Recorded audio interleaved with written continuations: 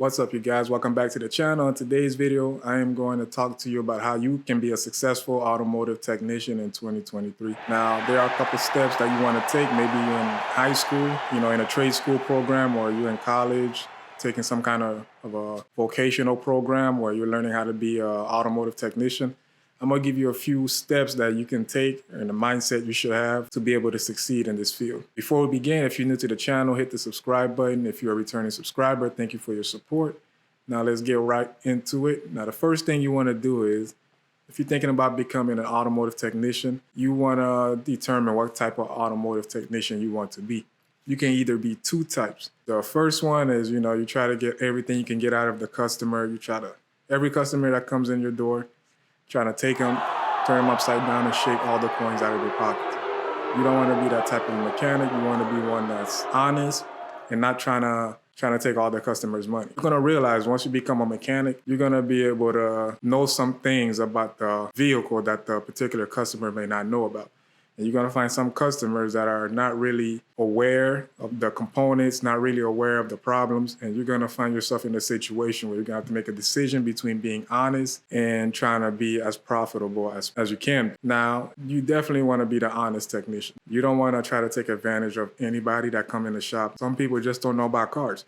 So when they come in, don't try to take all you can from them. Sometimes a problem might just take a few seconds to fix. You don't want to try to make it seem like it was a big deal. You spend a lot of time on it because you know you can make more money. Obviously, it will be better for you to make more money, but not if it's going to cost you being honest and doing the right thing for your customer. So you don't want to be the first example. You want to be the honest mechanic, the one that people can trust, and it's better for you because if people trust you, then they will be more likely to return for service, and for their next appointment, for their next car problem, they will be more likely to come to you and trust you with their vehicle. Don't try to hit them over the head the first minute they walk in and trying to squeeze everything you can out of them, because that's not going to keep you in business, and people are soon going to figure out, hey, this guy is just all about trying to get the money from me. Now, the second advice I have for you guys is try to be the best you can be at whatever trade or occupation, skills, whatever you are doing, try to be the best at it. It's not just for mechanics. If you're trying to be a barber, you want to be the best barber in town. If you can do all kind of fades, all kinds of, blowout, shape ups, line up, everything's nice and crisp, you're going to be successful in the business. Same thing with automotive. If you're going into the business saying, hey, I just want to do tires and brakes, I just want to do the easy stuff, I don't want to really get into the technical stuff, then you're going to be limited as to what you can do. Then the type of jobs you're capable of getting is going to be limited. And you're going to find yourself saying, hey, I don't really like this field anymore, or the pay is not what I thought it would be. So you want to be the best that you can be at it. Now, there are certain tests that are available if you want to be a mechanic. They're called ASC certifications tests. Now, ASC certifications there's different areas, brakes, electrical, engine repairs, AC. So you definitely want to try to get your ASC's certifications. And if you have all of them, all the area components of the vehicle, you become a master technician. Now, I've seen cases where technicians come in, they have all the ASCs in the world, but they're not good hands-on. So you don't want to be just book smart.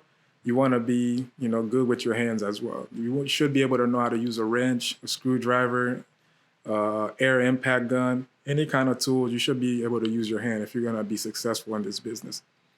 Some people are, very book smart. They could take a test and pass it, but you give them a wrench, they don't know lefty loosey, righty tighty, they don't know the basic things. And I could tell if I give you an impact gun, I could tell if you've been working in the field or not. So definitely want to be hands-on. Same thing with any other skills or trade. If I'm gonna be a barber, I can learn, what kind of guard to put on the clipper, what kind of, what I should do, how should I adjust my trimmer to give a fade, but it's different if you put the clipper in my hand and put somebody in my chair for me to cut the hair. So you want to have both skills. The books, you want to have the knowledge, when it comes to the book side of things, and you also want to be hands-on with what you're doing. The last third tip that I want to give is it's a little cheesy saying, your attitude determines your altitude. Now, it sounds very cheesy, like I said, but it's the truth, because in this business, it can get stressful at times, and you don't want to be the technician that devoted your time to going to school, getting all the training, and you're just grumpy in the business. So you want to have the right attitude going into it. You want to know exactly what you're getting into depending on what you want to do. Do you want to work at an independent shop? Do you want to work in the dealership? Do you want to work at a, mom and pop? Do you want to start your own business? So you want to have the mindset and a good planning ahead as to where you want to work, because that's going to determine your attitude, of course, because you don't want to be somewhere where you don't like it. You're just stressful all the time. So your attitude about the job will determine your altitude. Sounds cheesy, but it's the truth, guys. So, and it kind of falls in line with number 2, being the best you can be. Because if your attitude is not right, you're not going to have the dedication into studying different areas of the vehicle. You don't want to be one-sided. If you are overall master technician, you can work on anything in the car. It's going to be more beneficial to you because you're not going to be stuck on just tires and just doing basic things. So pretty much anything that come in the shop, it won't be necessarily a headache. There are jobs that you would rather not do, but if you are skilled and knowledgeable in that area, it makes it a little bit less stressful for you. And so you're more inclined to want to tackle on that job instead of, having shaky hands about it and being nervous. So it'll make your life a lot more easier by studying as much as you can and trying to be an overall master technician in all aspects of the vehicle. Because a lot of time, if you're grumpy in a workplace, I see technicians all the time, any little concern that comes in a car, that comes in the shop, whatever the customers complain about, they get the ticket and they start throwing out F-bombs. They're just miserable and grumpy. And, it is, like I said, it can be a stressful business, and you got to try to keep your composure and not let the job get to you. You don't want to go home and take it to your family. It can get stressful. There's some that just, whatever they're doing, whatever job they're doing, you could hear them from the other side of the shop, just cursing and slamming their toolbox. And you don't want to be that type of technician. And managers won't really appreciate you being that guy either. So don't be that guy. Try to enjoy what you do, take pride in what you do, and then you won't be slamming your toolbox and throwing out F-bombs or just the simplest complaints that come in the shop. The pay can vary greatly.